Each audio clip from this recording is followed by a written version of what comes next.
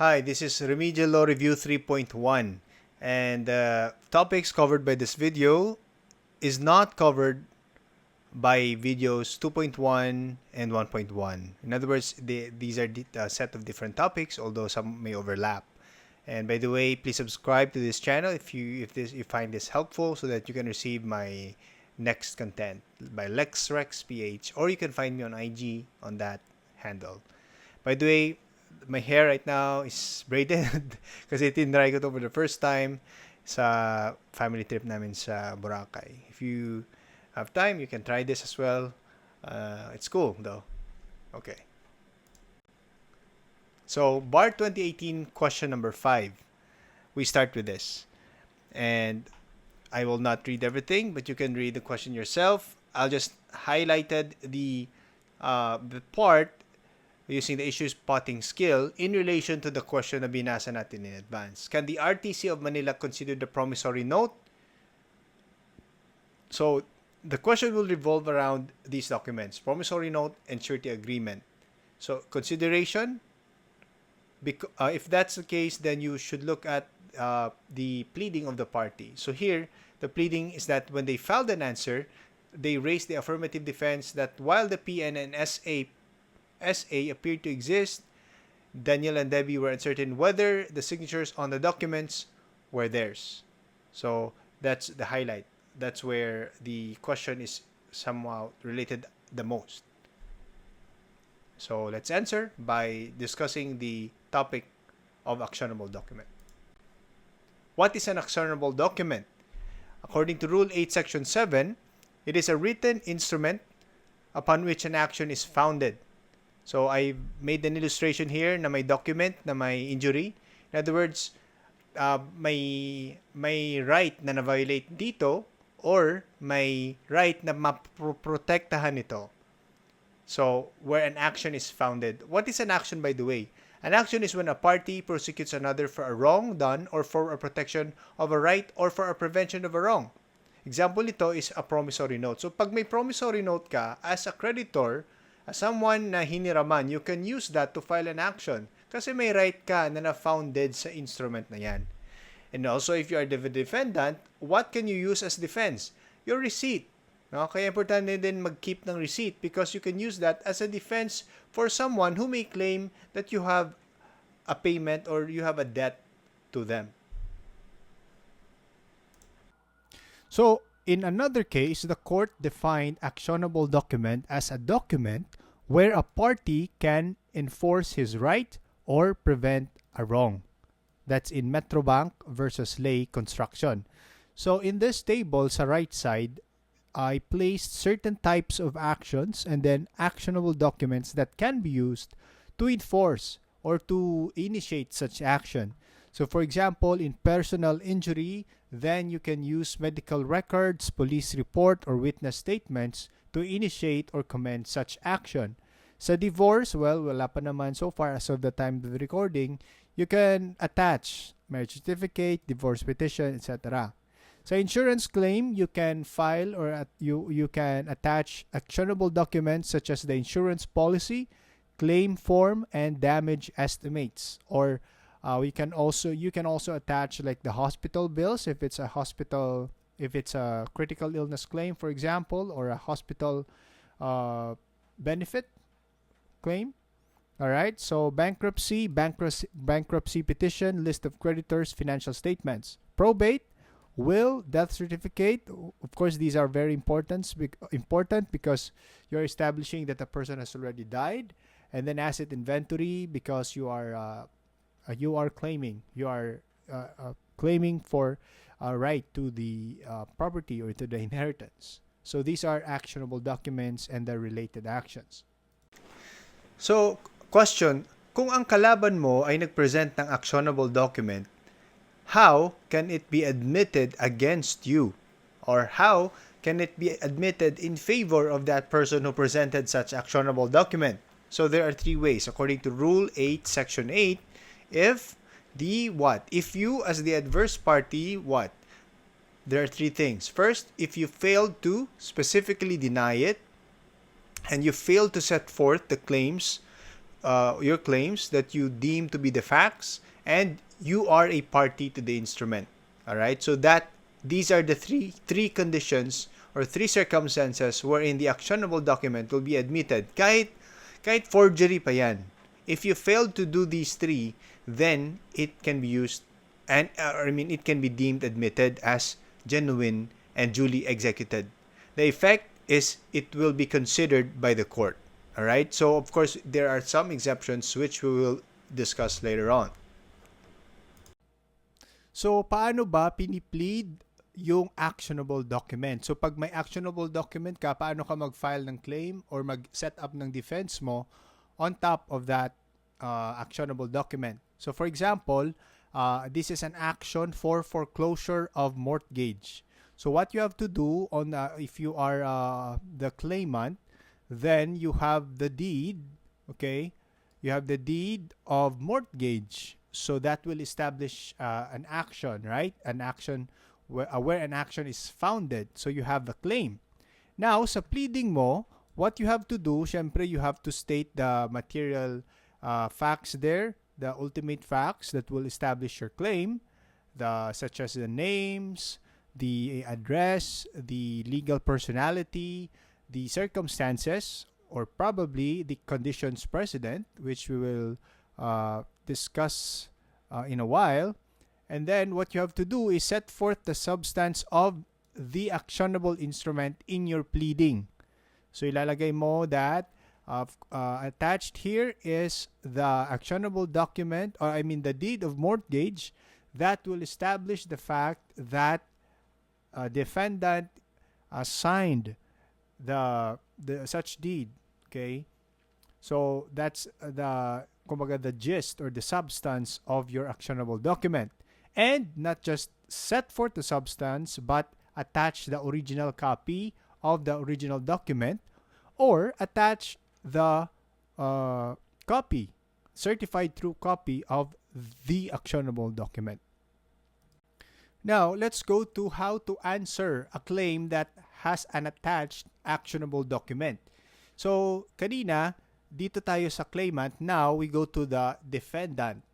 So, as a defendant, in order for you to, for that actionable document to not be admitted, in other words, para ma-reject yung deed of mortgage na yan, and thus, relieve you from liability, what you have to do is to make a specific denial of such document, to specifically deny the genuineness and due execution of the document. And the operative word here is under oath, which means that must be verified. Okay? And, okay, so let me just put up, that means verified. And you have to set forth the claims that you have to say which constitutes the fact. Okay? So, you have to do this, otherwise the deed of foreclosure of mortgage will be admitted as genuine and duly executed. Again, this must be done with specific denial and under oath. In other words, verified. And again, just to recall, the elements of verification, that it is under oath, that the statements were true and correct, it made in good faith, and they are supported by evidence.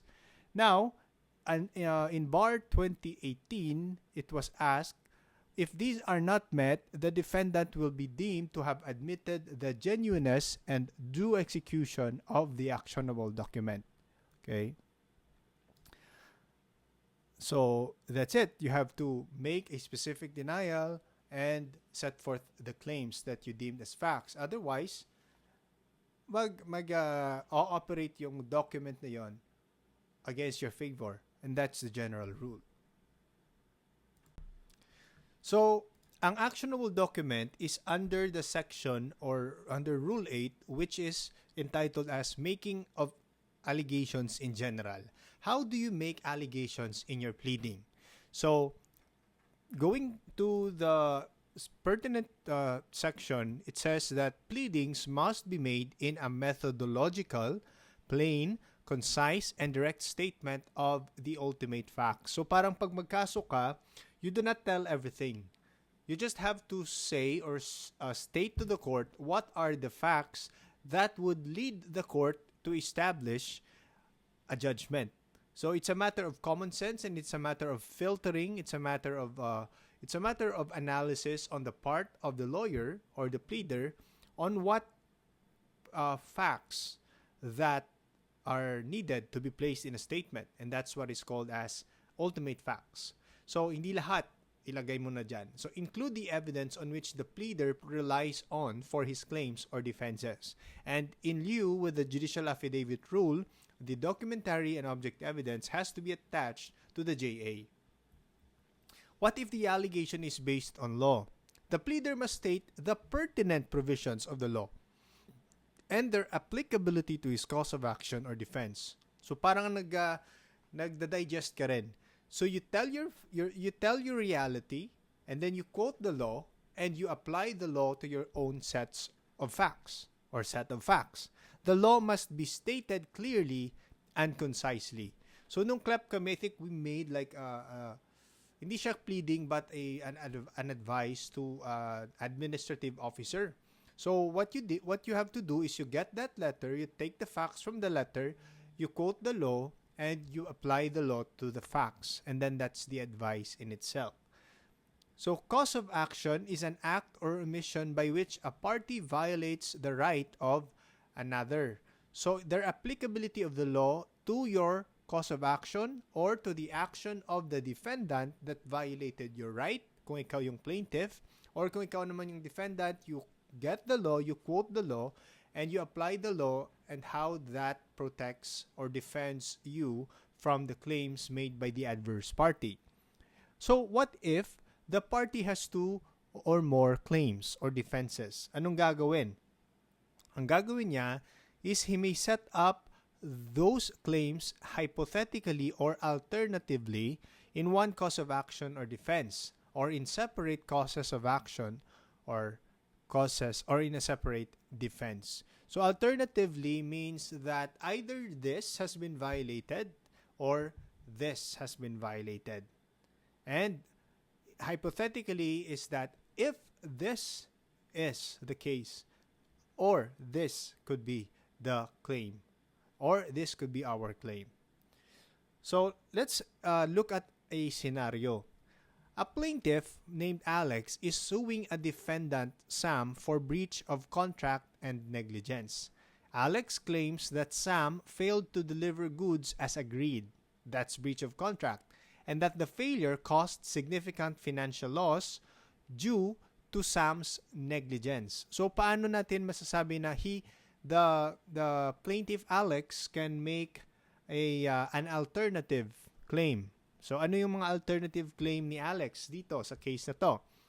So Alex can make a direct attack on the breach of contract by Sam.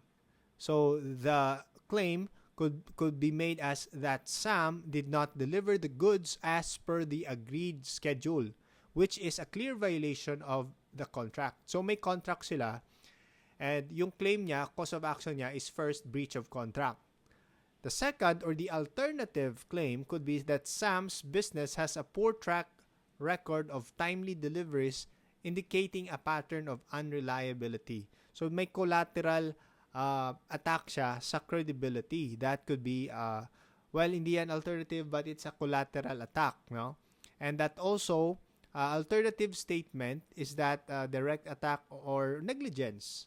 So that's an alternative claim na si Sam, okay, as a person in charge with or vested with a public interest, he conducted his business with negligence, resulting to substantial financial loss on the part of Alex. While Sam can also place direct defense against negligence and collateral defense on financial loss. So yung defense niya, yung statements, Alex's financial losses are overstated and not directly caused by the delay in delivery. So a pleading is not made insufficient. So pag example, ito yung isa sa mga alternative statement is insufficient, it will not render that insufficiency will not render the other statements or the other claims as insufficient. So that's the rule. So in making allegations, remember that there are claims that require conditions, and this is what we call conditions precedent. So hindi lang basta-basta na mag-claim ka, mag-file ka ng claim.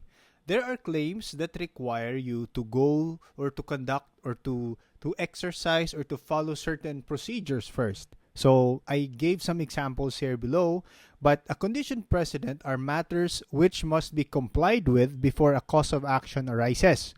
Compliance or performance with such matters must be complied with for a claim to prosper, and such compliance must be alleged in the complaint or petition. So, example nito is before you make consignation, you have to tender a payment. Consignation is yung pag nagbayad ka at hindi itinanggap ng creditor yung bayad mo, then you make a consignation, for example, before the court, okay, in favor of the person who owes you whom you owed money to. Another is exhaustion of administrative remedies before resorting to judicial action. So this is a common admin or political law question. And then prior resort to barangay conciliation proceedings in certain cases. So ano itong mga cases na to? I will place a link at the YouTube description below. If I forget, please remind me, ha? So I will place a link to my other YouTube video which focuses or explains these types of cases under conciliation proceedings. So now we go to the right table. Dito natin makikita on the manners how you should allege conditions precedent or certain circumstances. So for claims with conditions precedent, it is sufficient that you make a general averment. For example, that if your claim is consignation, then you just generally aver that you have made or you have tendered the payment. And if there's malice, intent, knowledge, or condition of the mind of the other party, then general averment is sufficient. And then suing another person because he has no authority to represent, let's say, a juridical entity, then it must be done with specific denial with supporting particulars. Later on, I think 2-3 slides from now, we will explore in depth what is a specific denial. And then fraud or mistake, it must be done with specific denial with supporting evidence. And then judgment or decision, so pag sa answer mo merong judgment na, then simply aver the judgment but attach authenticated copy of the judicial order or decision or resolution. So let's go to specific denial, and please take note that it must be called a specific denial under oath. Okay, so this must be made during the answer when an actionable document is attached. Okay, so that's one of the uses of this. So how to make an absolute denial of a material allegation in the pleading? First, the defendant must specify each material allegation which he or she does not admit and must set up matters which he relies to support his or her denial. So may dalawang icons dito sa left side which is specificity, yung kita mo yung target na yan, target sign, and then the flag which means the establishment of the matters which he relies to support his claim or denial. Okay, or denial, by the way, kasi ano ito, specific denial. And at first, we have to define pala what is specific denial. So the answer must be definite in such a way that the adverse party will not have to resort to guesswork over what is admitted and what is denied. So specificity is the keyword to such denial. That will not lead to guesswork. Kasi napaka-specific niya. Hindi siya too general, hindi siya vague, hindi siya ambiguous, but it must be accurate or specific so that the other party will know what is really being denied there in his claims. So kung ako yung nag-claim sa'yo ng kaso, ako yung nag-file sa'yo ng kaso and you deny it, you should not just merely deny it generally or vaguely, but you have to specifically deny among my statement sa aking claim or sa aking complaint, what do you really deny? Or sa actionable document, what do you specifically deny in that specific actionable document? And not just denial, but you have to establish the facts. So let's say you deny, but you also have to put up what you claim to be true and what your reality is. Next, how to make a denial for want of knowledge of a material allegation in the pleading. Ito kasi may mga times din na hindi mo masasabing tama, hindi mo rin masasabing mali. Hindi mo rin siya ma-deny, hindi mo rin siya ma-affirm. So what you have to say is that means that you do not have the knowledge. You don't have the knowledge that will lead you to deny or to affirm. So if that's the case, you as a defendant shall aver that he has or you have without knowledge or information that is sufficient to form a belief as to the truth of the material averment in the complaint. So you have the absence of knowledge for you to make a claim. So what if material averments in the pleading are not specifically denied under oath? So this has been asked in bars 2010 and 2017. So if there is no specific denial and no setting up of the facts, there will be an implied admission. Okay, so that's the result or the effect. Now, let's for us to understand it more, there's a practical example.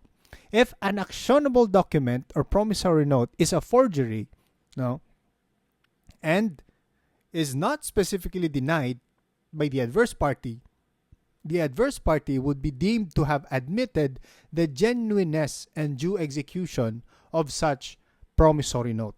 Okay? Forgery. Kasi yung word na genuineness and due execution must that is related to forgery. Kasi pag hindi genuine, syempre forge. Pag hindi duly executed, syempre forge or insufficient. So dapat ang actionable document ang issue lang ng actionable document para may implied admission, ang issue lang na dapat is related to genuineness and due execution. Last, so what is specific denial under oath, or when is it not required? Okay, number 1, when the adverse party does not appear to be a party to the instrument. That's barred 1987 and 2017, and this was the requirement kanina, no? The requirement when the adverse party fails to specifically deny and set forth his claims, and the party must be a party to such document. So kailangan party siya para ma-deem at admitted yung present na actionable document, or when the order for an inspection of the instrument is refused. Okay? So example number 1, the father made a specific denial under oath against the document presented by A. The father died and his son was substituted. The specific denial without oath by the son is sufficient because he is not a party to the instrument. So dito, yung father nagpresent ng document and then namatay siya, so yung son niya, yung anak niya yung substitute. Okay? But then the son as a substitute to his father failed to specifically deny with oath yung actionable document ng kalaban. The effect is still the actionable document of the adverse party or the claimant is not admitted because yung son, yung anak, hindi naman siya party to the actionable document, yung tatay niya. Alright? So yung illustration naman dito sa baba, sa lower right, explains the application of the principle. So let's say forge, kita nyo may devil yan, may manloloko dyan, and then present niya against, okay, the defendant, and then yung defendant, hindi niya na specifically deny under oath, then may heart na siya. So tinanggap niya yung forged document, deemed admitted na siya. Alright, so that's the effect. But please take note that there are exceptions, okay, to the general rule that impliedly deemed admitted yung actionable document. So that's the general rule. Pag hindi siya na specifically denied under oath, then the actionable document will be deemed admitted. But there are still other defenses for the defendant kahit hindi niya na-deny or na-specifically deny. For example, payment or non-payment. So let's say, seller naman yung defendant. Yung defense niya is hindi naman nagbayad yung buyer, yung complainant. Kasi tinasuhan niya ako for the breach of contract. Hindi naman siya nagbayad. Okay? So now, the burden shifts to the complainant na i-prove niya na nagbayad siya. And then number 2, want of consideration. Seller did not deliver the item promised. So ito naman, pag ang nagkaso ay yung buyer, and then ikaw, for example, ikaw yung defendant, ikaw yung seller, ikaw yung, so yung nagkaso sa iyo is buyer, and then seller ka, and then yung seller pala, yung seller yung nagkaso sa iyo, at ikaw yung buyer. So as a defendant, okay, kinasuhan ka, let's say na hindi ka nagbayad. But your defense is, hindi ka naman nag-deliver. Right? So that's an exception to the rule. Number 3 is illegality of consideration. The item sold is a prohibited item. So let's say ikaw yung buyer, hindi ka nagbayad, or sinoli mo, kinasuhan ka, but your defense is, that's a prohibited item na. And then number 4, usury. Borrower agreed with the 25% monthly interest. So kahit kinasuhan ka, let's say, and then you only paid at this specific amount of interest, then kinasuhan ka ng creditor, then you could put up your defense that that's usury. Okay? Number 5 is fraud. Seller promised that the house has no structural defect. So let's say seller, kinasuhan ka, then your defense is, ito yung promise mo. You deceived me. So there's fraud. So that's a defense. However, take note that these defenses must always be related to the genuineness or due execution of the actionable document. It is not, or the following defenses are not allowed. So, example, prescription, release, waiver, statute of frauds, estoppel, and former recovery of discharge in bankruptcy. Hindi sila pwedeng put up as a defense because these are not related to the genuineness. Okay? So meaning kahit so as a defendant, this can be invoked against you as a defendant kasi hindi naman siya related against genuineness. So the effect is the document is still not deemed genuine and duly executed because these prevail beyond the genuineness and due execution. The absence of elements of contract, legality, the absence of legality, the absence of fairness, okay, these transcends beyond genuineness and due execution. So let's go to the next question, which is BAR 2018 question number 6. So you can pause this video and read the question yourself, but let's go directly to the question. So is the request for admission deemed abandoned or withdrawn by the filing of the Second Amendment complaint? So pagbasa mo pa lang, you will know exactly right away kung ano yung topic ng question na to, and that is the filing of the second, or it's about amended complaints. So let's go now to amended and superseded pleadings. So an amended pleading is the pleading filed subsequently after the original pleading. Okay, yung kasunod, okay?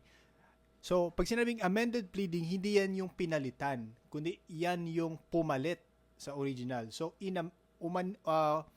kasi yung misunderstanding ko personally is I thought first yung amended pleading, siya yung pinalitan. Okay? No, ito yung pumalit, no, sa original or sa prior pleading. And what do you call yung pinalitan niya? That is what? Superseded pleading. It is the pleading that is superseded by the amended pleading. It is filed prior to the amended pleading. Ito naman, it is filed subsequent to the superseded pleading. All right? So ano yung effect pag inamend yung pleading? Will it totally void or cancel the first one, or will it do other things? So the answer is it will only supersede the superseded pleading or the prior or the pleading filed prior. So hindi niya i-totally nullify yung unang pleading. Kumbaga, isasapawan niya lang It will only add to the claims or to the defenses of the prior pleading and not totally void it. Okay? Because it is unless the pleading explicitly abandons or withdraws, no, but the requests in the amended pleading are not deemed abandoned or withdrawn by the filing of the amended pleading. Okay, kasi nga amended siya, yung prior that will not be, hindi siya replacement, kumaga it's merely a superseding of a new information or matters in the amended or from the amended pleading. So pag marami na, let's say may kasunod to, so dito let's say meron dito, this is the first amended pleading, and the next one would be second amended pleading, the third amended, so on and so forth. Okay? So again, it's not been the first pleading or the prior pleading is not deemed withdrawn but only superseded. So going back to the question, is the request for admission deemed abandoned or withdrawn by the filing of the Second Amendment? No. Under the rules, as an amended complaint merely supersedes the pleading that it seeks to amend. Here, the request for admission in the First Amendment or a first amended complaint is not deemed abandoned or withdrawn by the filing of the second amended complaint. So ito, the first amended complaint is a request for admission, okay, and modified period and applied application to other accounts. And then the filing of the second amended complaint will not nullify the first the claims or defenses from the superseded pleading, but it only supersede. So ito pala dapat. So yung first one, ito lang yung red. The second one, or the amended complaint, only had the request for admission. So therefore, it does not nullify but only supersedes the pleading that it seeks to amend. So that's the answer. Next, can the amendment of the complaint be allowed if it substantially alters the cause of action? So, can the amendment of the complaint, pwede ka bang mag-amend kahit yung cause of action ay maiba na niya? Yes, the answer is yes. In the case of Spouses Valenzuela versus CA, substantial amendment is allowed if it will not prejudice the rights of parties. So, may condition siya. Still, in the interest of justice. And for the higher interest of substantial justice, avoidance of delay, and attainment of speedy and inexpensive disposition of justice. So again, still same thought, will not prejudice the rights of other parties and the higher interest of substantial justice. So again, this is just merely procedural rule. The higher or the priority is the substantial justice. So again, procedural rules must not be construed to obviate or to violate the higher interest of the substantial justice or rights of the parties, but merely to assist the parties to attain such justice. Bar 2018, question number 6. Can the fact subject of an answered request for admission be the basis of a summary judgment? So first, let's define what is a summary judgment. A summary judgment is a procedural device generally based on facts that were summarily proven by affidavits, or that if the answer fails to establish a genuine issue. Okay, summary equals to no genuine issue. So to answer that question, we also have to differentiate or define summary judgment and judgment on the pleading so that we can understand more. But first, let's define what is summary judgment. Summary judgment, according to Bungkayaw versus Elocandia, it is a procedural device that is being used to avoid long drawn-out litigations and useless delays. So, ginagamit lang to pag may useless delays na. Okay? And when is that? If there is no genuine issue of fact. In other words, when the facts are not in dispute anymore. When the facts are not in dispute anymore. Okay? This allows parties to obtain immediate relief by way of summary judgment. And the court here is allowed to decide the case summarily by applying the law to the material facts. So in other words, walang genuine issue, okay? Because the facts are not in dispute. So that's summary judgment. So kailan nagre-resort sa summary judgment? So pag may complaint and then nag-answer, for example, and then yung answer raised an issue, but the issue raised is not a genuine issue.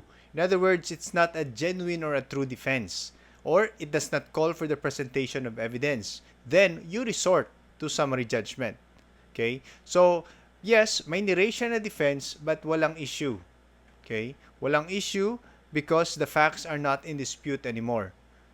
Example, plaintiff's evidence is that the plaintiff presented a signed loan agreement and bank records showing the loan was transferred to the defendant's account. Defendants claim the defendant denies receiving the loan or did not answer the request for admission of documents. In other words, the issue raised is not genuine. So in Bar 2018, the defendant did not request for admission of documents.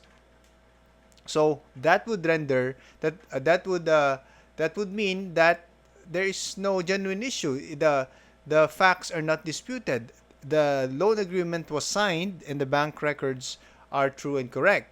So, therefore, the court can decide or can decide based on the pleadings, based on the depositions, based on the claims of the plaintiff, and it would resort to a procedural device called summary judgment. Okay? In contrast, ano naman yung judgment on the pleadings and when is it resorted to? So it is resorted to when the adverse party fails to tender an issue or admits to the material allegations of the pleading of the adverse party. So, for example, it does not comply with the requirements of the specific denial. Ano nga uli yun? Specific denial under oath, set up the facts which he deems to be true and correct, and he must be a party to the actionable document. So those are the requisites for specific denial against the actionable document. And also, in the case of PNB versus Merelo Aznar, I'll just read the definition of the judgment on the pleadings.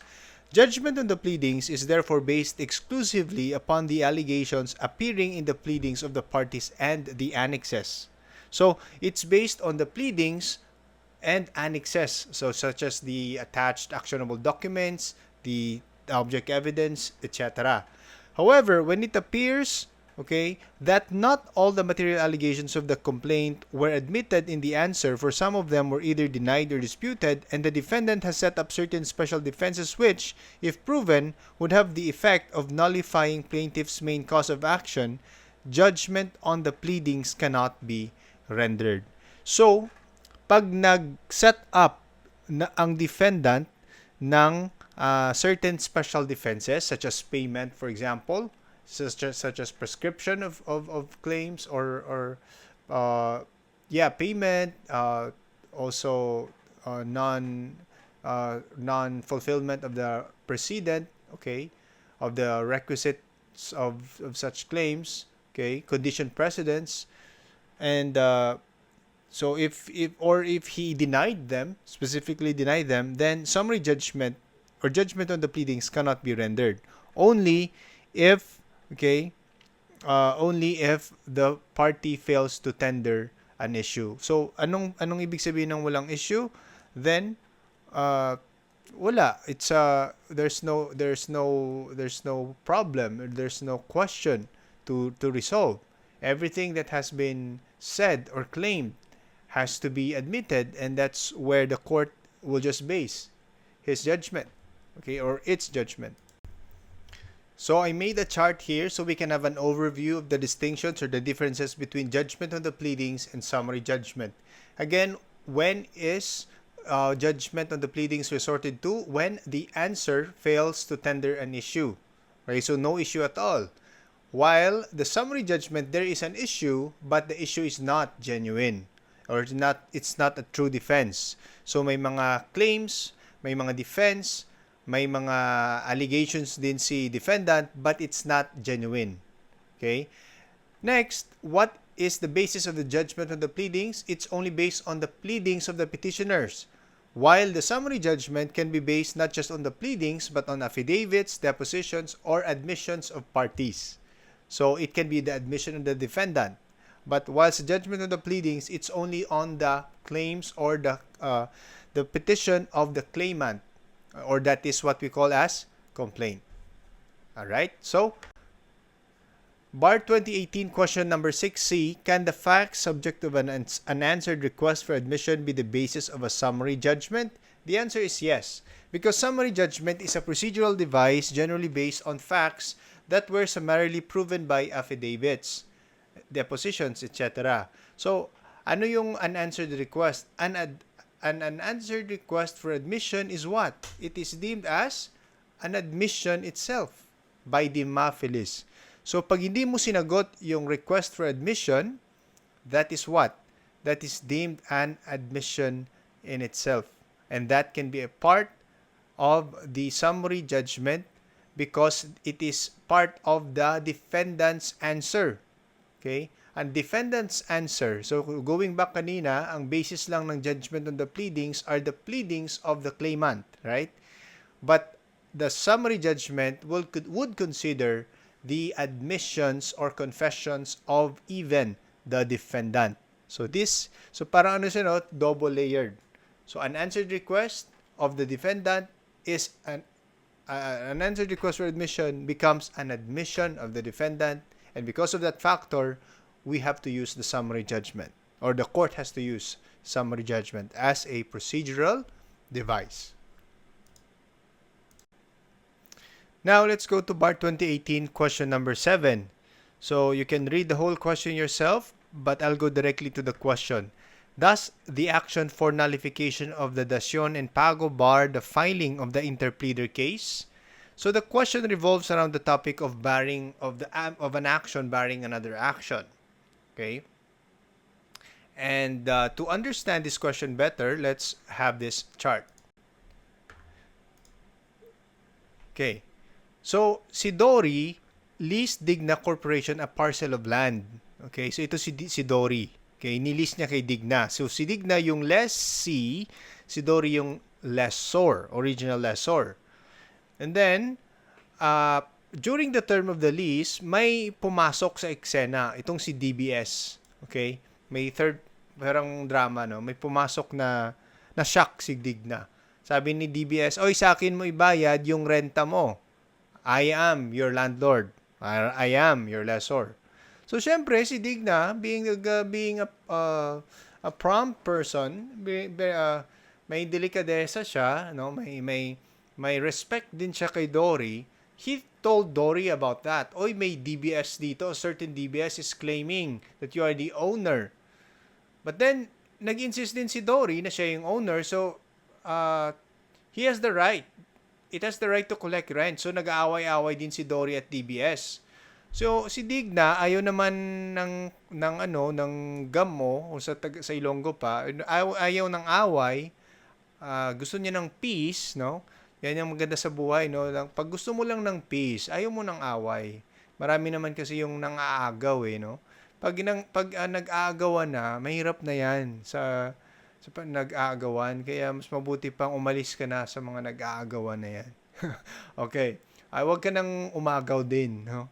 Mas mabuti pang magparaya. But anyway, nagparaya si Digna. Ang ginawa niya, nag-file siya ng interpleader at consignment. Okay?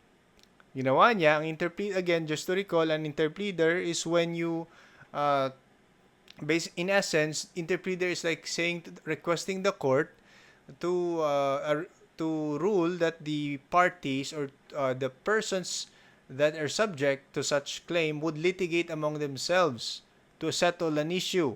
And while they are litigating among themselves sa issue, habang nag-aagawan sila at nag-prove sila ng kanilang right, then the payment will be consigned to the court so that when the true owner will be adjudged by the court, siya yung tatanggap ng rental payments ni Digna. Okay? So, ito yung action ni Digna. It's founded on the cause of action or the issue of the true ownership of the land in Diliman, Quezon City.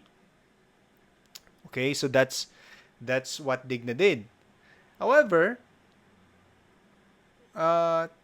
later on, nalaman na lang na meron din palang kaso si Dory at si DBS. Si Dory against DBS na innullify ni DBS ang kanya dasyon and pago with some entity. So inangkin din pala ni DBS yung land sa QC, okay? At nagpumasok siya sa isang relasyon, ay hindi ba, transaksyon, no? At kinlaim din niya yung kanyang ownership, or nagclaim din siya ng ownership at dasyon in pago siya sa isang persona which is unknown, no? Sa isang unknown person. So in other words, inoffer niya yung property sa Diliman pambayad sa utang niya. So ginawa ni Dory, no, you have to nullify that dasyon in pago because I am the true owner. Ako yung legal spouse, hindi, yung legal owner pala. So ngayon, ganun din yung cause of action ni Dory, ownership of the land, and that's before RTC-QC, while si Digna naman is before RTC Manila. So to illustrate that, they have the same cause of action, while yung prior, the action that was filed first was that of Dory against TBS. Now, the argument ni Dory is dapat ma-dismiss yung interpleader case ni Digna because of hindi sinabi, but will that be dismissed? Yung number 2, yung filed an action for interpleader. So what should be done to the case of filed by Digna? It must be dismissed. Why? Because it is founded on the same cause of action, and that is to settle the ownership of the land in Diliman, Quezon City. Okay? The interpleader case must be dismissed because again, they are founded on the same cause of action, and that is the effect of splitting a cause of action. If an action or if a cause of action if an action is based on the same cause of action, okay, or it has been splitted, then the judgment on the other or the filing of another should cause the dismissal, or should bar the filing of another case based on the same cause of action. Okay? Let's go to another question, BAR 2018, question number 8. So kayo na bala uli magbasa, but the question is, was it proper for the RTC of Dapitan City to grant the motion of judgment on the pleadings? So ito na naman, judgment on the pleadings. Is it proper? So again, judgment on the pleadings is resorted to when what? When the answer failed to tender an issue. So pag sinabing answer, it is the statement of what? Defenses. So punta tayo dito, saan yung answer? So nandito sa second paragraph. Answer of Doy Dogan, he raised by what? By way of affirmative defense. So ano uli yung judgment on the pleadings? Pag there is failure to raise an issue or there's no defense. But here, Doy Dogan did what? He raised an issue. And that is what? Affirmative defense. Ano uli yung affirmative defense? In which, if claims were hypothetically admitted as true, there is the presence of circumstances which will what? Which will bar the recovery of the claimant. So ano yun? One example is payment. So dito sinabi niya, uy, binayaran kita. And therefore, your complaint should be dismissed. So, to illustrate, ito yun. No? Spouses dumdum, sinabi nila, oy, may hoy talaga. May hoy talaga, no? Oy, Doy, Dogan, magbayad ka. Plus damages sa utang mo. Anong sabi ni Doy Dogan? Hey, nagbayad ako. Okay, magbayad. Kaya palagi, tandaan, no? Bayaran yung mga utang ninyo. Bayaran natin ang mga utang natin. Kasi pag wala, no, mahirap na. So here, yung tanong, tama ba na nag-rule, ginamit yung judgment on the pleadings? The answer is no, of course, because there is an issue raised. Okay? There is an issue tendered. Tender juicy, no? juicy yung issue. And the issue is there is a payment. So therefore there is a problem to be solved. There is a set of facts. Someone is telling right and someone is telling not right. Huwag na nating sabihing liars kasi maraming masakit sabihin ng liars, pero sadly maraming liars sa mundo, no? So one of them, either Dumdum or either Doydogan, is lying. Okay? So may issue. May issue sa kanilang dalawang party. So since there is an issue between the two parties, bawal gamitin ang judgment on the pleadings. Ano uli yung judgment on the pleadings? According to PNB versus Aznar, is when the judgment is based exclusively on the allegations of the parties. Pwede rin kaya gamitin yan sa allegations lang ng defendant? Kasi like defendant defenses lang sa answer lang? No, I think no. Kasi pag defendant lang, may issue dapat, no, na na-raise yung claimant. So usually it's based only on the claims of the parties. Okay? Without consideration of any evidence, aliunde. Okay?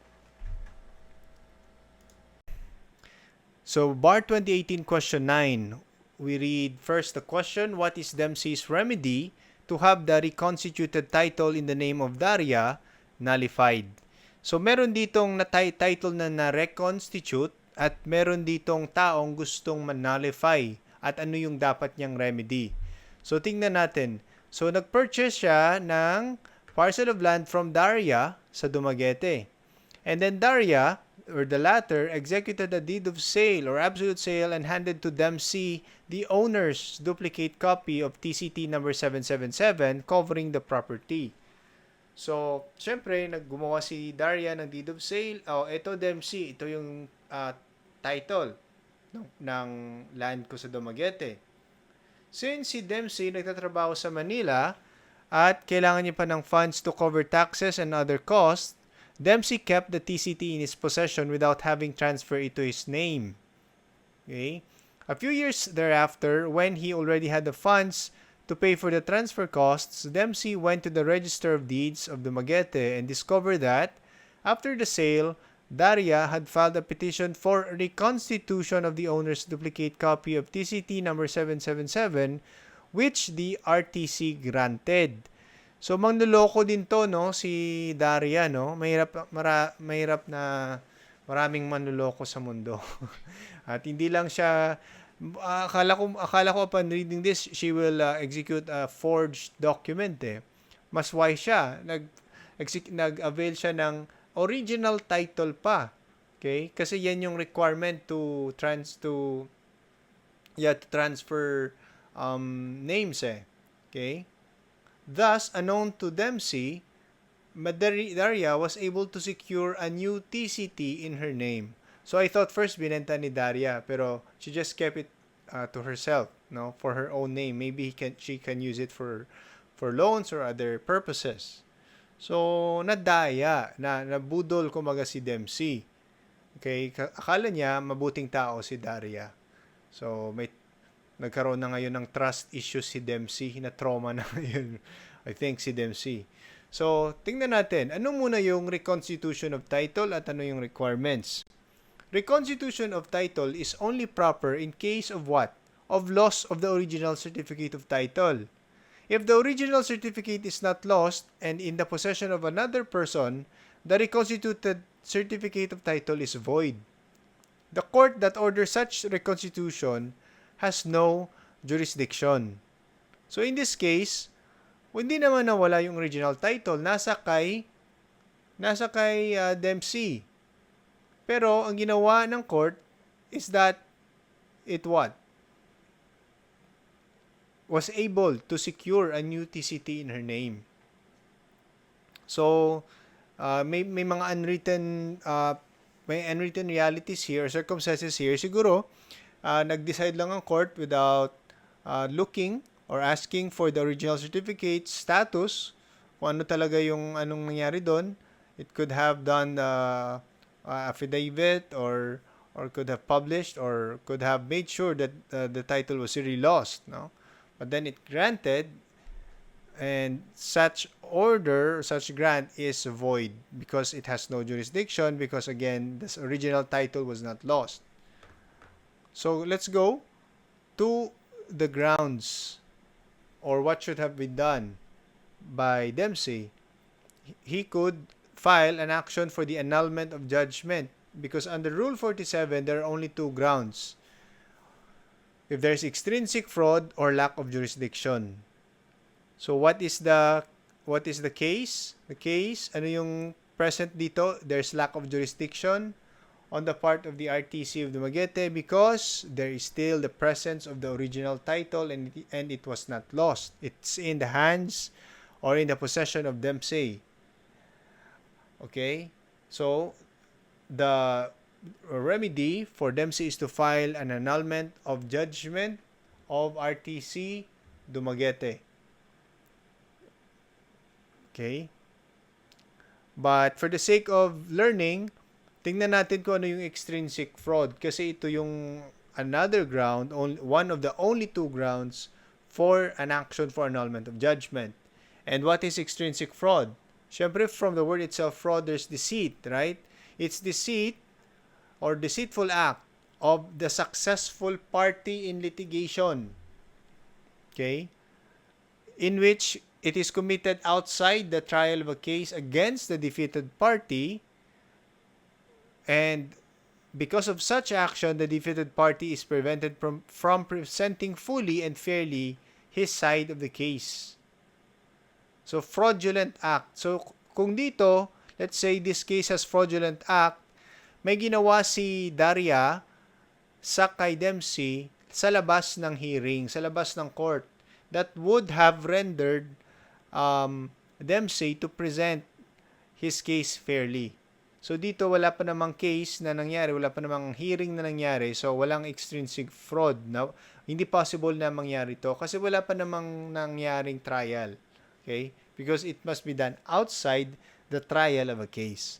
So that's extrinsic fraud. Again, fraud or deceitful act or fraudulent act, wag na natin gamitin yung fraudulent kasi parang redundant, no? So if you define extrinsic fraud, you somehow change the word fraud, and that's deceitful. Using deceit outside, extrinsic, outside the court to prevent the other part, and by the way, it's used by the winning party or the successful party against the defeated party for that defeated party to present a fair case. So syempre, ginamit ito ng successful party kasi nga fraud eh. Alangan naman ginamit ito ng losing party against the successful party.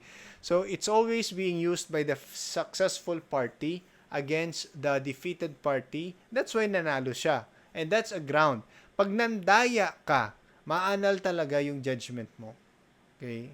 Maganda rin yung, that's the beauty of procedural law. Kasi walang, our sins will find us out pag di natin yan na-repent, na-confess, no? So, even though nanalo ka na, no? Sinabi kanya, nasa iyo na ang huling halakhak, nasa kanya na ang huling halakhak, pero nandaya pala siya, the truth may prevail. And that judgment can be annulled under Rule 47. So, akala na siguro ni Daria, sa kanya na ang huling halakhak. Day, mahirap, no? Day, mahirap ang nanloloko, no? Kaya mahirap din yung mga taong manloloko kasi kahit akala nila nanalo na sila sa buhay, later on may tinatawag tayong annulment of judgments. So, yan. So, hindi man natin pwedeng sabihin na mabuti pang maloko kaysa nanloloko kasi nga mahirap din ang maloko, but then and in the interest of justice, there's this annulment of judgment order if the winning party used deceit, nanloko para manalo. Pero hindi yan magtatagal, no? Kasi merong tinatawag na annulment of judgment. So, let's go to bar 2018 question number 10. Basahin muna natin yung question. So, what's the challenge to the validity of the arrest timely raised? So, the topic revolves around the valid arrest. And so, therefore, this is Crim Pro, not Civil Pro. Okay? So, the timeliness, the timeline, was it followed? And then the remedy for Darrell to be able to file an appeal. So, remedies for Darrell, and let's see who Darrell is. So, in a buy-bust operation, 30 kilos of shabu were seized from Dave and Darrell. They were arrested and placed on inquest. So, inquest to determine the validity of the warrantless arrest before Prosecutor Danilo Dun, who ordered their continued detention. Thereafter, the information for the sale and distribution of shabu was filed in court. When arraigned, Dave and Darrell pleaded not guilty to the charge. So they entered their plea of guilty or not guilty. So here they entered not guilty. During pre-trial, counsel for both of the accused raised for the first time the illegality of the arrest. So, yung counsel, yung lawyer, ni-raise niya na illegal yung arrest during pre-trial. So, naka-enter na ng plea yung kanyang kliyente. So, the case proceeded to trial. After trial, the court scheduled the promulgation of judgment with notice to both the accused and their counsel. Okay?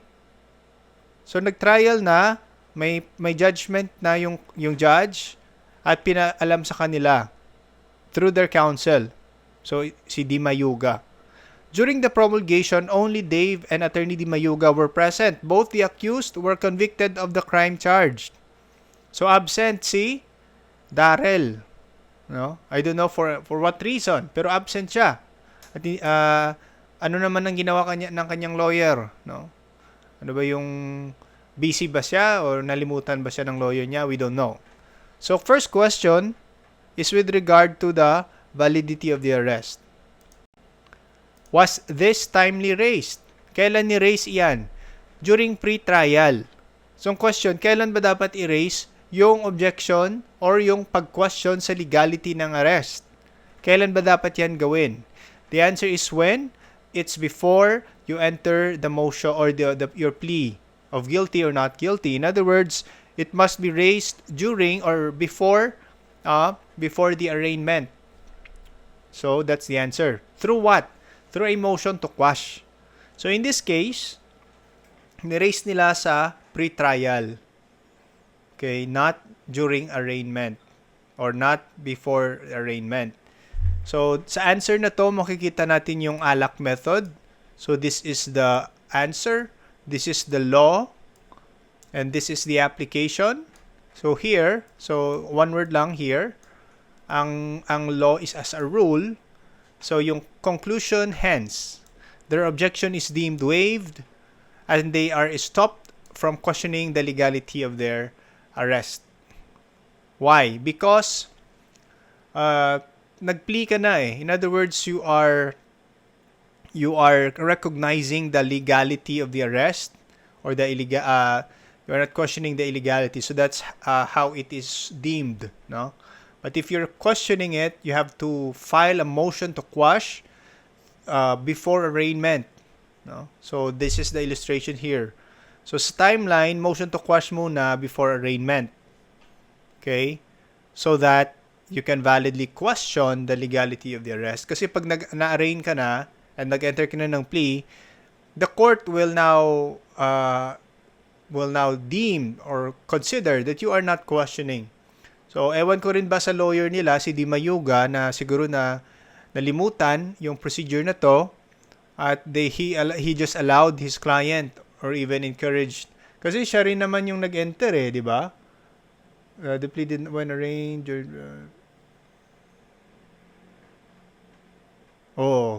So he only raised it during pre-trial. Maybe during arraignment, wala siya. We don't know, no? But yeah, so that's what should have been done. Now, next question.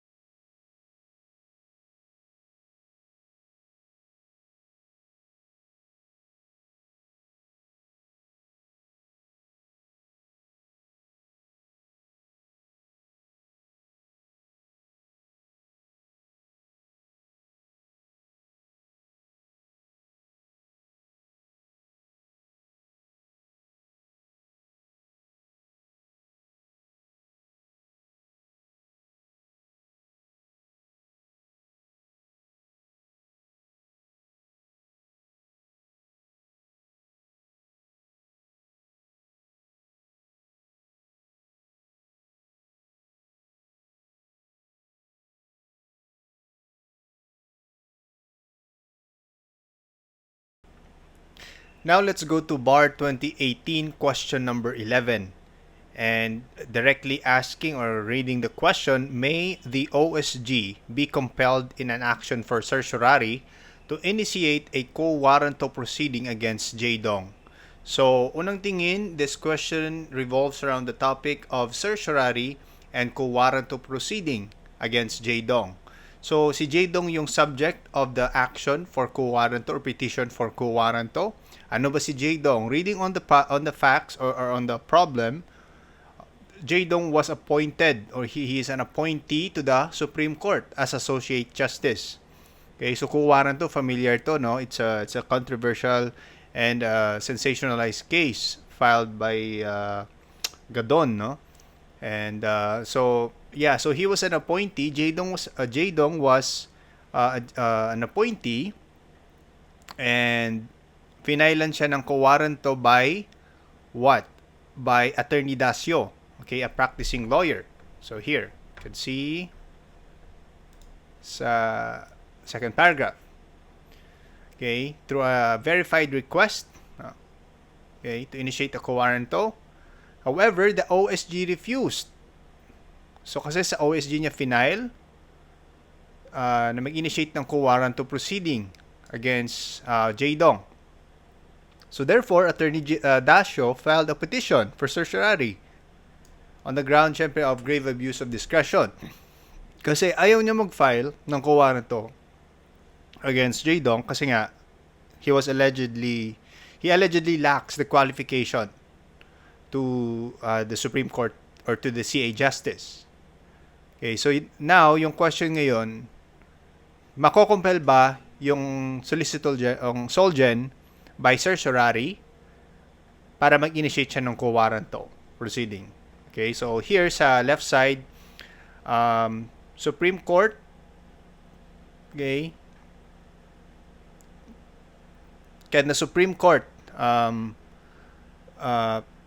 compel the Solgen, no? Ito yung Solgen, yung may Philippines na lawyer sa likod, yung lawyer na may Philippines sa likod. Pwede ba, no? And dahil ayaw niyang mag-compel ayaw niya nag-file ng quo warranto proceeding against the CA Justice. So since ayaw niya, can the SC compel him to do such ministerial act? Can the SC rule that it has committed grave abuse of discretion? So let's go deeper sa quo warranto muna. Ano nga ba yung quo warranto proceeding? So, what is a quo warranto proceeding? So first, the nature of this is it is a special civil action used to challenge the individual's right to authority. So take note na yung meaning ng quo warranto, using context clues, quo means what? Okay, or it's a question, that's where we got the word quora, quotation, question. Right? So, warranto means to franchise, warrant of arrest, the right to arrest, di ba? So, what right? So, it's like you're asking that person, what right do you have in that position? What are your qualifications? So, yung icon natin dyan is naka-mask, no? Kasi it is usually used against people who have usurped, who have allegedly usurped office, position, or a franchise. And a franchise is a mere right granted by the government. Okay, so it is used to challenge the authority of a person to hold a position or an office. Okay, so dito sa right side, meron tayong Sereno case.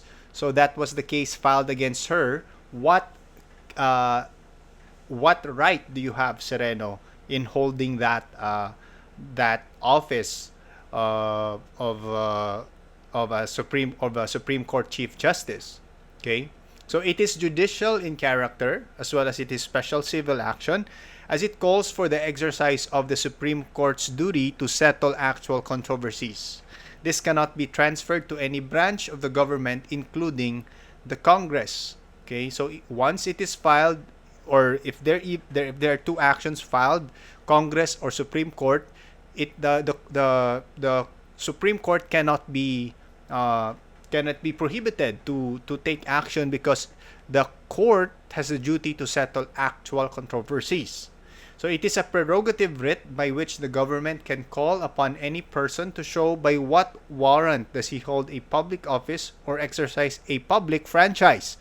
So this can also be used against corporations, right? So if you can go to stocks exchange, you look at the publicly listed companies, corporations, they can be filed with quo warranto proceeding if there is a reasonable ground or an alleged ground that they do not have the qualification to become a juridical entity, di ba? So it is a forfeiture of a franchise will have to be brought by the state because a franchise is granted by law and its unlawful exercise is primarily a concern of government. Okay? So let's compare quo warranto versus mandamus or mandamus. Mandamus. As to whom, so by the way, just to comment lang kung ano yung sa tingin yung pronunciation ng mandamus or mandamus. So as to whom it is brought against, quo warranto is brought against the holder of the office, while mandamus is against a person who unlawfully excluded the petitioner from the office, such as an appointing authority. Okay, so just to recall, quo warranto is to question, to challenge a person's right to office, while mandamus is to compel the exercise of a ministerial duty. So therefore, it is filed against a person who has the ministerial duty not to exclude the petitioner. Okay? So again, it is filed against the holder of the office, yung quo warranto, while the mandamus is filed against a person who unlawfully excluded the petitioner. Okay? As to private persons who bring the suit, no, kasi quo warranto can be brought by private persons. If it is brought by a private person, it must not be done by just anyone. It must only be done by a person who has the clear right to the contested office. Okay, who has a clear right or has a reasonable right to the contested office, to Pasio versus Ong. Why? Kasi pag private person, pag hindi mo to inallow na rule, then this can be abused, no? Kasi I mean, anyone who was who thinks that person A has the right to the position of person B, then he can file a quo warranto. So quo warranto must be brought by the person who claims to have a clear right. So kung private person lang kung private person, then it can be filed by the person, only by the person who has the clear right to the office. Pero pag public naman, if filed by a public person, that means the solgen. Okay, so it can be filed by the solgen or public prosecutor. Okay, mandamus is brought by whom? By the person who was unlawfully excluded. Okay, so there's a thin line difference between the two. So yung quo warranto may be filed by the person who has the clear right, pero pwedeng hindi siya na-exclude. Pero yung mandamus may be filed by the person who was excluded. Okay? By the person from the office. Kasi nga, again, mandamus is to compel the exercise or the performance of a ministerial duty. So that person who excluded him has the ministerial duty not to exclude him. So that's how it connects. No? So mandamus, you have to do this because you are not supposed to fire me, to exclude me. While quo warranto, as a private person, I file a quo warranto petition against you because I have the clear right to that office. So, speaking as a private person. So, who else may file a quo warranto petition? Or where else might it be brought? So, before Sandigan Bayan, before COMELEC, RTC, when the election of a municipal officer is contested, okay, municipal or city. Pag MTC, if the barangay officer position is being contested. How about sa HRET or House of Representatives Electoral Tribunal, when the election of a representative was contested. So this was asked also in the bar exam. Okay? So, pag kino-contest mo yung election ng representative, so kung hindi pa nanalo, so you can bring it before the COMELEC, no? You question his candidacy, or what right do you have to to run for office. But if nanalo na siya, na-declare na siya, then you can file it before the HRET, or the House of Representative Electoral Tribunal. So going to the right side chart, these are the aspects, and quo warranto in elective office, difference between that and that of an appointed office. So sa elective office, yung governing law is the election law, or our election laws such as omnibus rules, right? Admin laws, administrative code. Rules of court naman sa appointive office. Okay? Pag elective office, yung issue is the eligibility of the person or his loyalty to the public. Kasi elected siya eh. So, pag elected ka, you were chosen by the public. So, the only question will revolve around either your qualifications or your loyalty or disloyalty to the republic. Pero pag appointed ka, only to the legality of the appointment. Legal ba, valid ba yung pag-appoint sa'yo?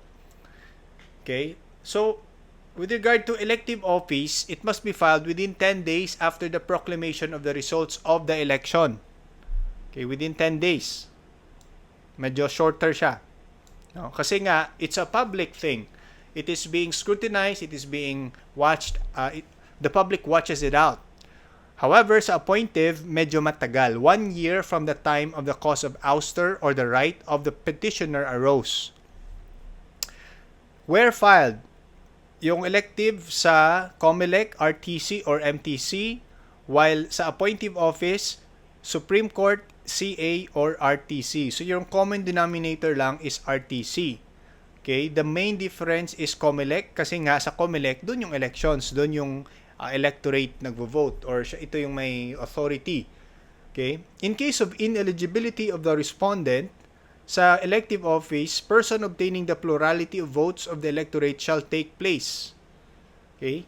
Person obtaining the plurality of votes. Meaning, pag yung respondent is mayor, syempre, pag ineligible siya, the person that will take place is the vice mayor kasi siya yung nag-obtain ng plurality of votes. While sa appointive office, it is the court. The court can declare who is legally appointed and can declare the person entitled to occupy kasi appointed siya.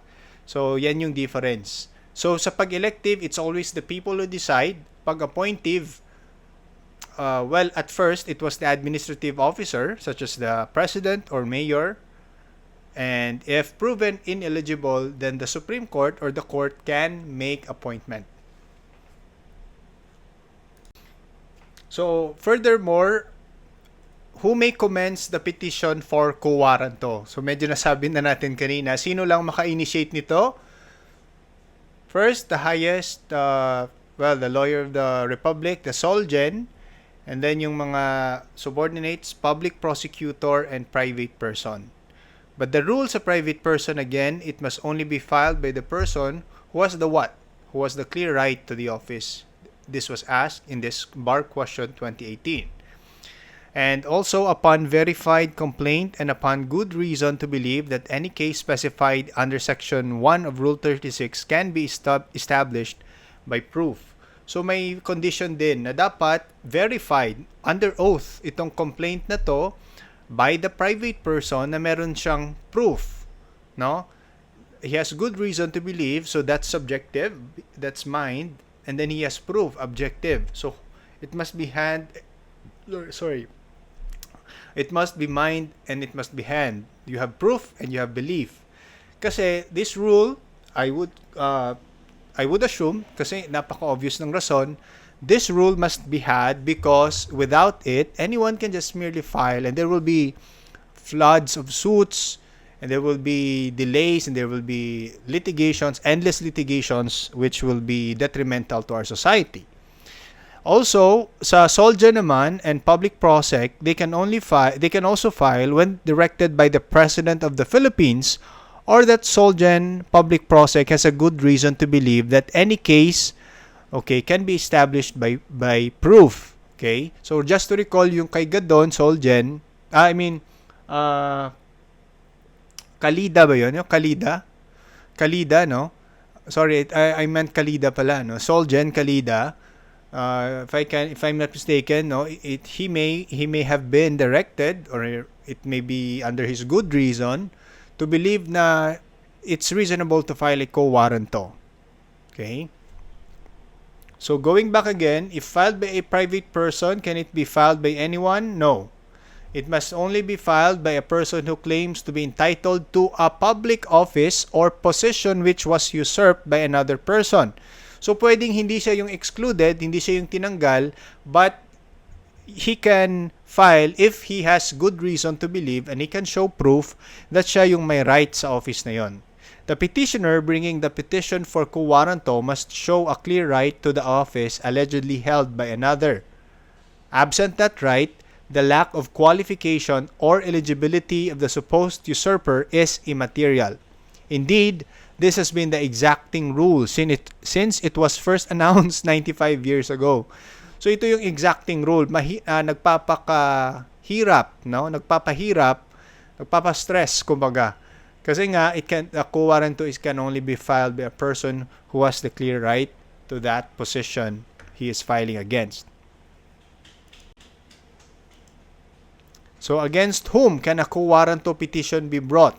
So, tatlo. Person, it may be a person, any person, including a public officer who allegedly usurped, intruded into, or unlawfully holds a public office. Public officer as well, one who commits an act which constitutes ground under the law for the forfeiture of his office, an impeachable officer. Association then, one which act as a corporation within the Philippines without legal authority. Kasi nga, quo warranto can be filed against corporations, no? Bar 1980, when should a quo warranto petition by reason of ouster from a public office be filed? Okay, quo warranto may be filed within 1 year after the cause of such ouster or the right of the petitioner to hold such office or position arose. Nasabi natin yan kanina. Pero yung sa elective office, how much ba? How many days again yun? That's 10 days, no? 10 days ba yun? Okay. So, yeah.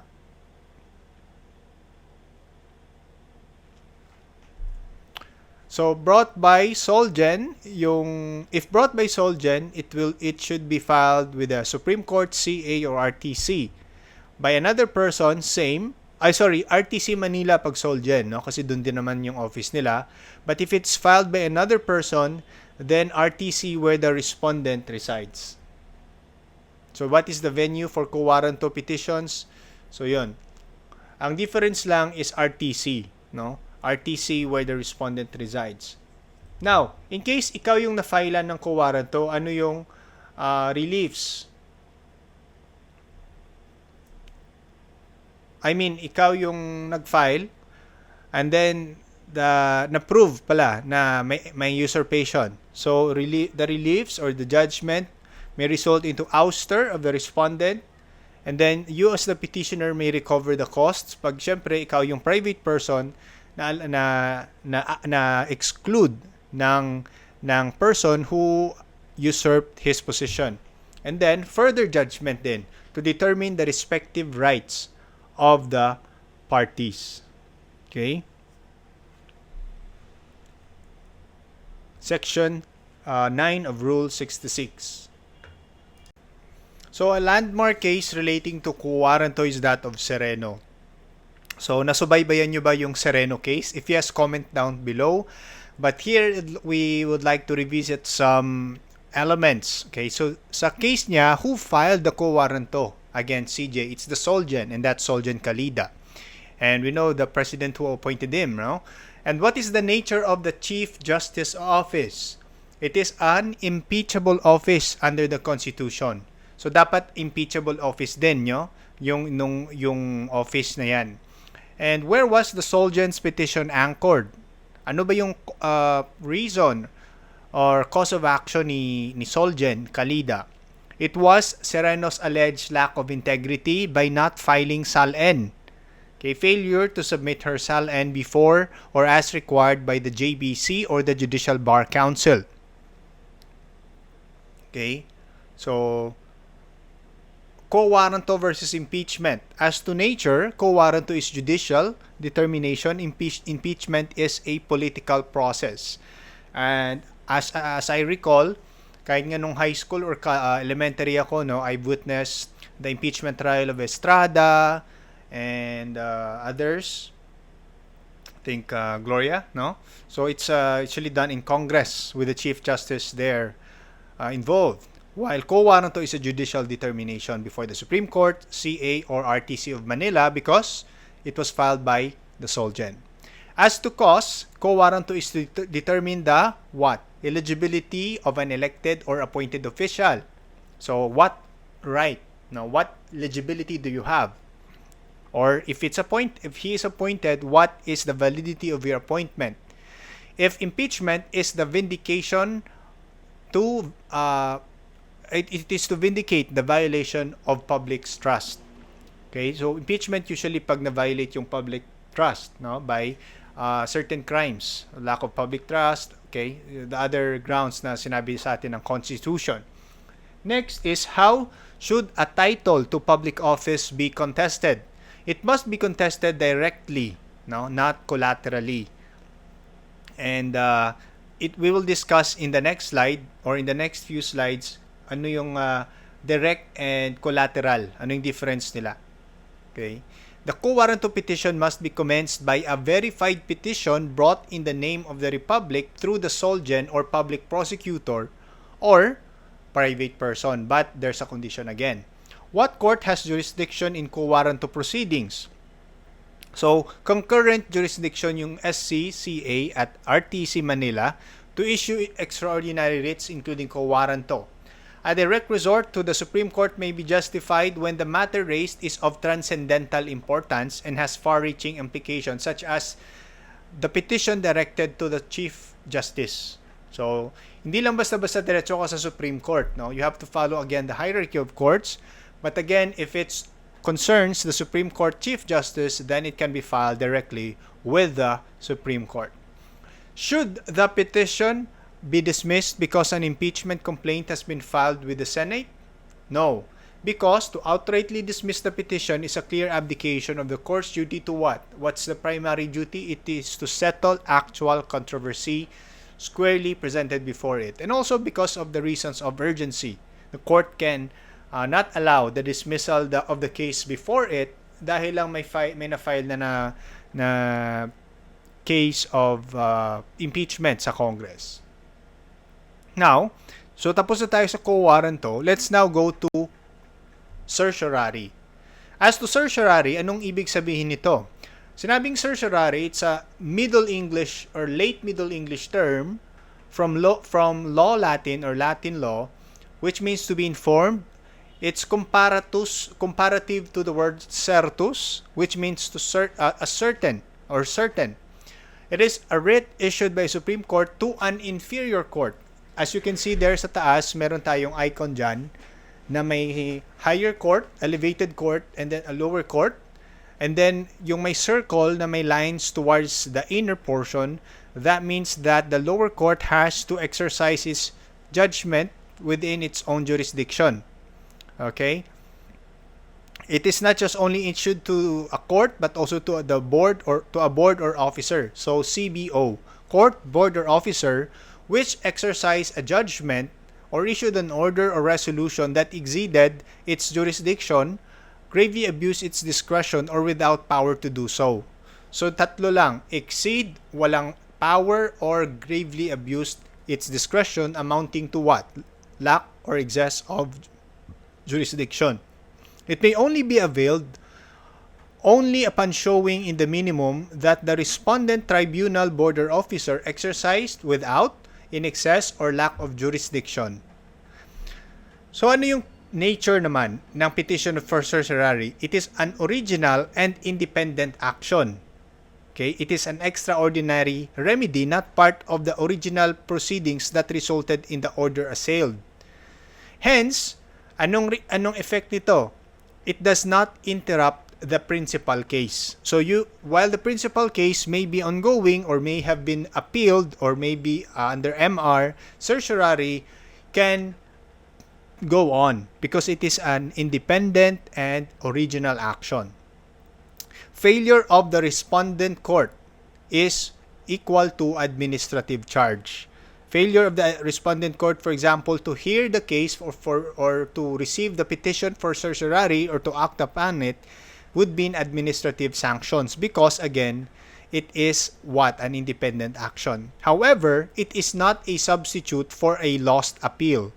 The remedy to interrupt the principal case is to secure a TRO or writ of preliminary injunction enjoining the public respondent from proceeding with the principal case. So again, may exception. So yes, hindi ma-interrupt yung principal case, original case, but you can file a TRO or WPI. What is the purpose of the writ of certiorari? Its purpose is to correct errors of jurisdiction or grave abuse thereof. So nakita nyo yung circle sa taas, the lines going inside there kasi sometimes umaapaw tayo sa ating mga powers. Umaapaw, diba? Jurisdiction is the power to hear and decide a case. Sometimes the court will hear and decide a case that is beyond its jurisdiction or to gravely abuse it or use it in a whimsical manner to the point that it is amounting to grave or to lack or excess of jurisdiction. It is to keep that court within the bounds of its jurisdiction or prevent it from committing such a grave abuse amounting to lack or excess of jurisdiction. It does not concern itself with the errors of judgment, but only with issues of jurisdiction. Tandaan na, hindi ina-address sa certiorari yung errors of judgment. It is not a general utility tool in the legal workshop, sabi sa Land Bank versus CA. Do not use it to raise a factual issue or to ask for the re-evaluation of the evidence. Because again, it only concerns itself with the lack of or excess of jurisdiction. What is the duty of the petitioner? He must satisfactorily specify acts committed or omitted by the TBO, tribunal, board, or officer that constitute grave abuse of discretion. What are the requirements of a petition for certiorari? First, it must be directed to a TBO that exercise judicial or quasi-judicial function. But however, note the expanded concept of judicial review or power. Meaning, this cannot be invoked against respondent exercising legislative or quasi-legislative functions. No, that's the general rule. So, again, it must only be filed against TBO, tribunal, board, or officer. However, the court in the recent jurisprudence has expanded this to include those agencies or instrumentalities that do not exercise judicial or quasi-judicial functions. Because the reason of the Supreme Court is the power of the court to exercise judicial review. Okay? And also, under the Constitution, the court has the power to review by certiorari acts of government agencies or instrumentalities for gravely abusing their discretion. So sa Constitution pa lang, may nasulat na the court has the power over agencies or instrumentalities. So hindi na limit doon sa those that have judicial or quasi-judicial function. The Constitution mandates that the court exercise judicial review when there is an allegation of grave abuse of discretion, and that's stated in the Lima versus Reyes. The Constitution vests upon the court not only the power to settle actual controversies, but to determine whether an agency or instrumentality committed grave abuse of discretion. That's in IT Foundation versus Comelec. Certiorari shall lie against the JBC. Yung JBC, hindi naman siya nag-exercise ng judicial or quasi-judicial function. However, the court may exercise certiorari, or the certiorari may lie against that instrumentality or agency because of the expanded concept of judicial review under the Constitution granted to the Supreme Court. That's in Hardelesa versus Sereno and Aguinaldo versus Aquino. And then second requirement for certiorari, so that's the first one is the subject or the recipient of the petition. And then number two is the action of such subject. And that is it has acted allegedly without or in excess of jurisdiction or with grave abuse of discretion. So tandaan mo lang yung action niya either sobra, wala, or inabuso. Okay, which is synonymous din naman sa sobra, no? There is, and then this is very important, there is no appeal, plain, speedy, and adequate. Tandaan niyo itong PSA. There is no plain, speedy, and adequate remedy in the ordinary course of law. That's in Pahila Garrido versus Tortogo. The existence of a right to appeal prohibits the resort to certiorari. That's the general rule. So pag may right to appeal ang case mo, you cannot resort to certiorari because there are still other plain and speedy remedy under the ordinary course of law. It cannot be used as a substitute for appeal with exceptions. Okay, may exception siya. If appeal is available, litigant must show that it is inadequate. Kung meron man, dapat hindi sapat. Okay? Hindi sapat. Okay, dapat i-prove mo yan na hindi sapat yung appeal lang. So again, judicial power includes the duty of the court. So sabi natin yan. What is the correct remedy to assail legislative and executive acts? As a general rule, it is declaratory relief, no? So JBC, pwedeng ma-certiorari as long na ma-prove yung a grave abuse of discretion. Pero pag purely legislative or executive acts, declaratory relief. That's in Rosales versus ERC. Legislative and executive acts include issuances. So hindi yun quasi-judicial or judicial acts, but these are executive acts such as issuances or regulations.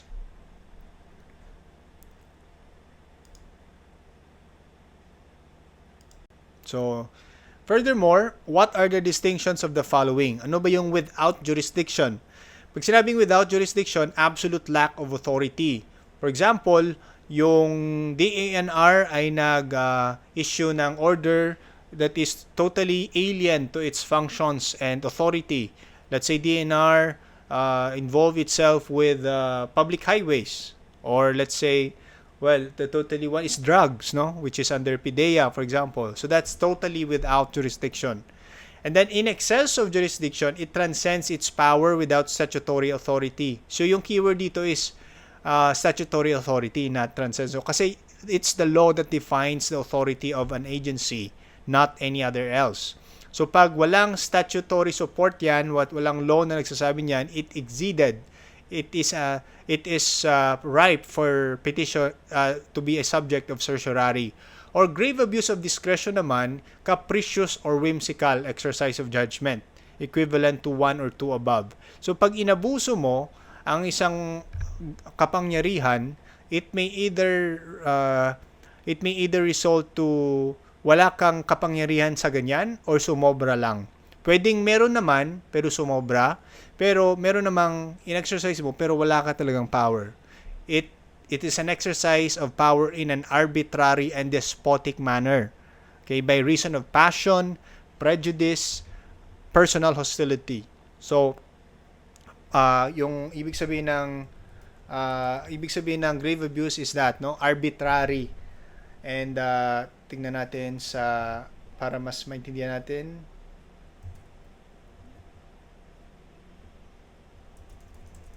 So yan ay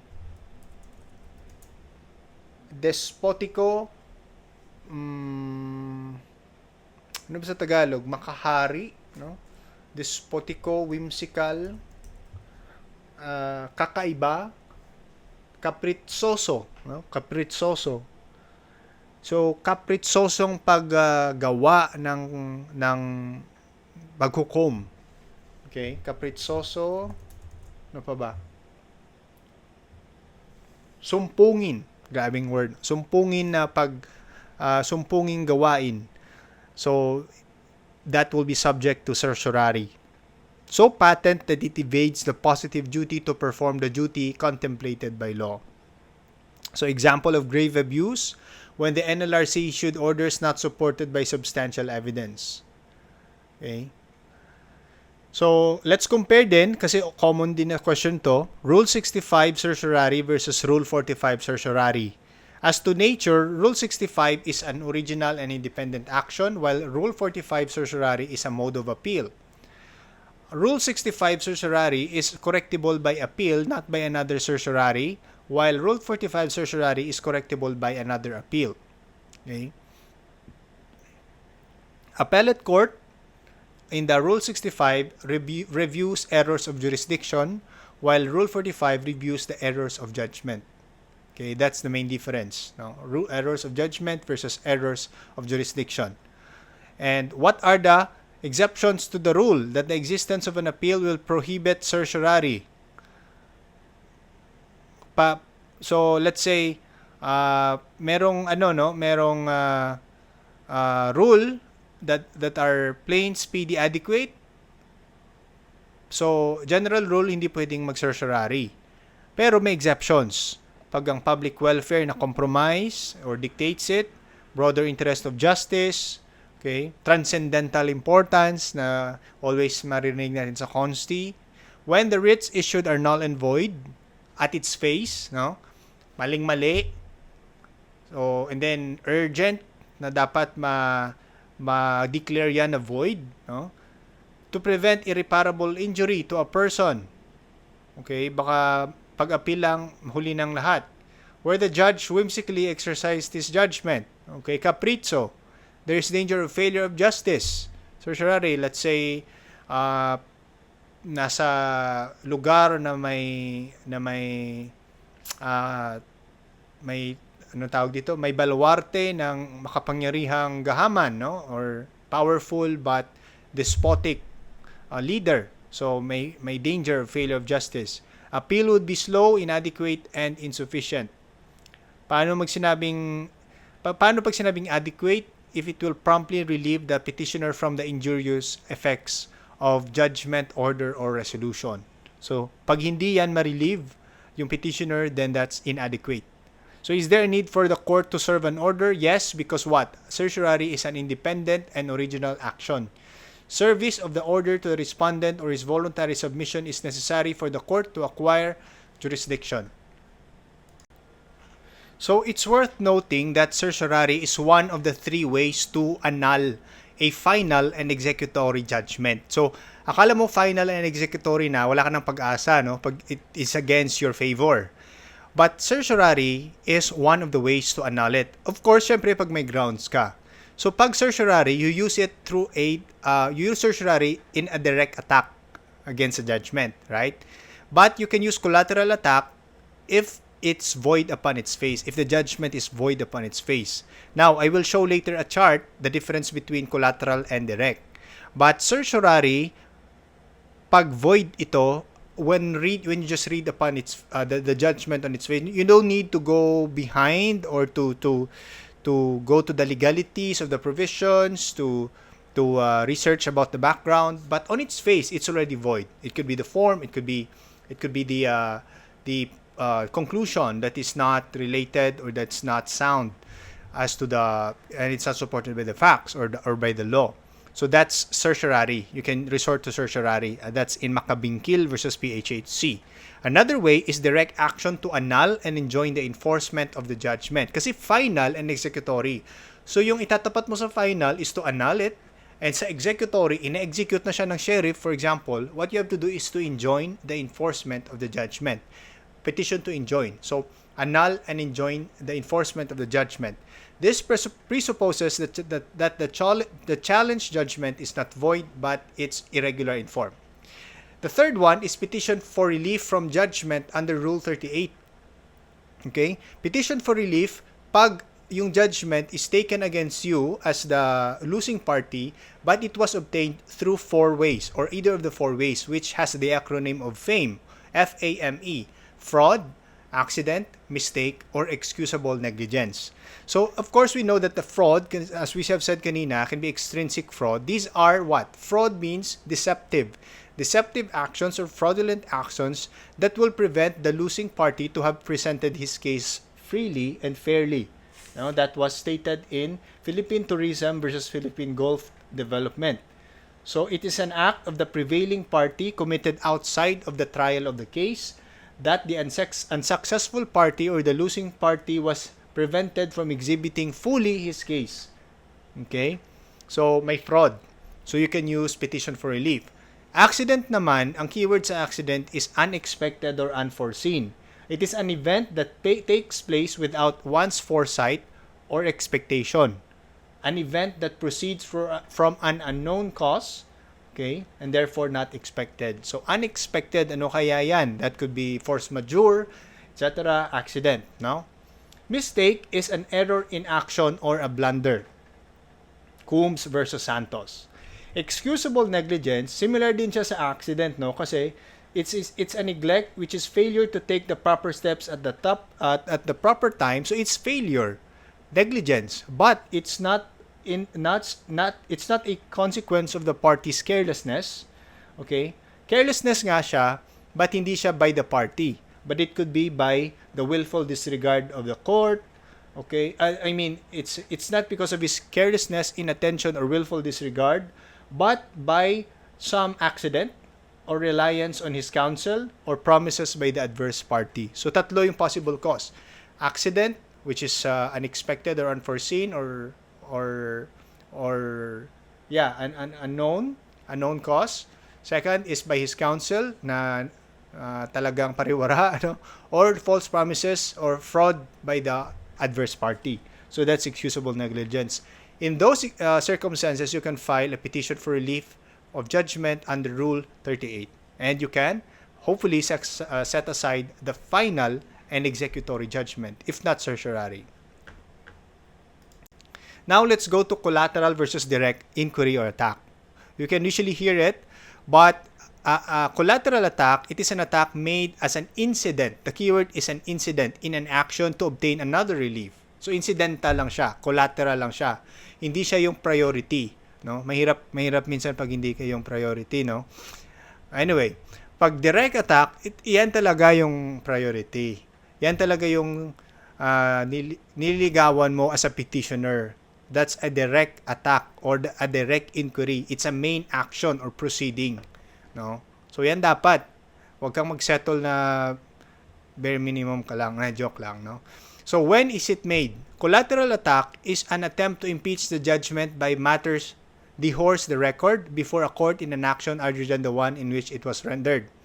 Medyo hindi ko gets, pero you try to impeach the judgment ng isang previous court or previous case or ng isang court while you are fighting or you are making an action, you are litigating another case. Okay? That's how I understand it to the best of my abilities. Is made when in another action to obtain a different relief, an attack on the judgment is made again as an incident in the said action. So going back again to the keyword, collateral means incident. Collateral means incident. Ang pumapasok sa isip ko, collagen na accident. Collagen na accident. So collateral means incidental to the main action. While direct attack is made through an action where the main object was specified. So, kumbaga sa pleading mo, 'di ba sa parts of the pleading, makita natin sa other videos ko, different parts of pleading and one of that is the designation, no? So, yung direct attack talaga, yun talaga yung title mo. Yan talaga, kasi yung title is the versus no? But it's it's an action to nullify the judgment, no? And main purpose of collateral is, again, incidental. Okay, to set aside naman. Okay? In an example of collateral attack, in a Rule 45 petition, whether the CA had correctly dismissed the appeal in case number 83096, the dismissal order dated December 16, 2003 was collaterally attacked. Okay? So, again, dito naman, yung main action niya, proceeding is to appeal case number 83096. But collaterally, the order of December 16, 2003 was collaterally attacked in the petition, in the Rule 45 petition of case number 83096. So gets? However, a void decision is open to collateral attack. Okay, that's also with the same with certiorari. Certiorari may only be made through a direct inquiry, but if it's void on its face, then it may be collaterally attacked. Validity of marriage in case of for death benefits claim can be collaterally attacked. Okay, so you have a claim for death benefits. Okay? For example, kayo yung illegitimate child, no? Namatay yung father nyo. Now, you are filing a death benefit claim, but you are questioning the validity of the marriage of your father to person B. Okay, so that's a collateral attack on the validity of marriage, and that can be done because a validity of marriage can be done, okay, through a claim for death benefit. Well, of course, with some exceptions, no? So going back to direct inquiry, a quo warranto petition, okay, can be made only by direct attack. Okay, direct attack, it should be the main action. Okay, like Kalida, it's the only action against Sereno. Wala nang, hindi siya collateral. As to validity of marriage for the purpose of remarriage, kasi i-question niya yung kanyang marriage sa kay spouse niya because he wants to remarry, then it should be made in a direct action or direct inquiry. Okay, also petition for certiorari, okay, because there's a grave abuse of discretion on the tribunal, court, or officer, then direct attack. New ones, even if the error is not assigned by the appellant, the Supreme Court is vested with ample authority to review it if it finds it is necessary in arriving at a just decision in an appeal. A collateral attack may be reviewed by the Supreme Court. So here we are at the last slide, still with the certiorari. Bar 2012 question. Jurisdiction in petitions for certiorari. So as a rule, ano yung dapat i-observe? Yung hierarchy of courts. Sorry. So you have to determine first kung ano yung may concurrent jurisdiction. So di ba sinabi natin kanina, RTC Manila, SC and CA, Court of Appeals and Supreme Court, if yung nag-file is yung OSG. But if yung subject of petition for certiorari is the Supreme Court Justice or any officer that is of the interest of the public, then you can file directly with the Supreme Court. But if not, then the Supreme Court advised the litigants against taking direct recourse to the Supreme Court without initially seeking relief from the lower courts. That's in Carpio versus Sulu Resources. In other words, observe the hierarchy of courts. The act or omission of MTC Board of Officer is appealable to the RTC exercising jurisdiction over the territorial area, Court of Appeals, or Sandigan Bayan. So, board or officer. Pag quasi-judicial agency, diretso na sa only by CA. Kasi quasi-judicial agency is an administrative agency which performs adjudicative functions. It is authorized to try and decide cases, but it is not strictly bound by the technical rules of evidence and procedure. Okay? So, CA yan. Pag quasi-judicial function, agency. Pag MTC or RTC decisions or acts involving election cases, it is appealable to the COMELEC. Now, let's go to the formal and procedural requirements. First, it is mandated that petitioner must comply with the condition precedent, which is the filing of an MR. Okay, and then after that, the MR must have been denied. So, kasama yan sa tinatawag nating importanteng 3 material dates rule, which is also important in making your appeal or verified petition for certiorari.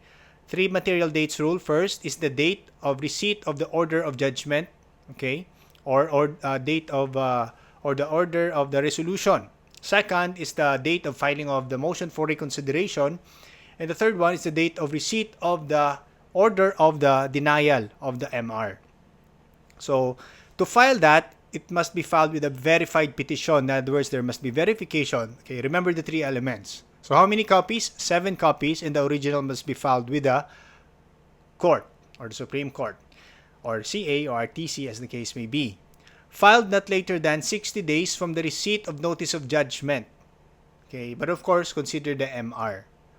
Okay, and yung exception sa taas is meron naman exceptions na hindi ka na mag-MR if there's substantial justice, useless, urgent necessity, or purely of law. Questions purely of law.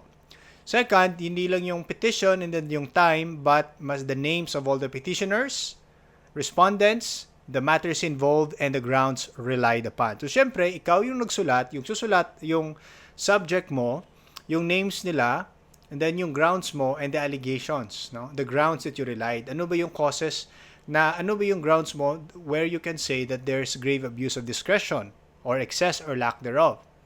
And then, duplicate originals or certified true copies of the awards, judgment, or order. So, syempre, yung kina-question mo dyan is yung order or judgment or resolution. You have to attach the original one or CTC or certified true copy. And then, also, not just verification but certificate against forum shopping, payment of docket fees. Why? Because this is an initiatory pleading. Why? Because it is again an independent action, an original action.